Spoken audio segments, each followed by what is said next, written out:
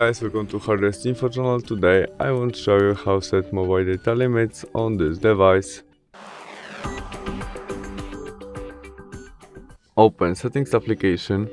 In it, tap on our mobile network and there data usage. And there we can set our data limit. We can choose our more data settings. And there, monthly data limit, we can set it in megabytes, gigabytes, what you need. Maybe we set 6 gigabytes for monthly. Start data, maybe first day of each month. And usage reminder when we use how many percent of our monthly data we get reminder, and the same with daily data reminder, we can set it. And what happens when we use it? We only get notification and our data will be turned off. And that's all. Thanks for watching. Bye.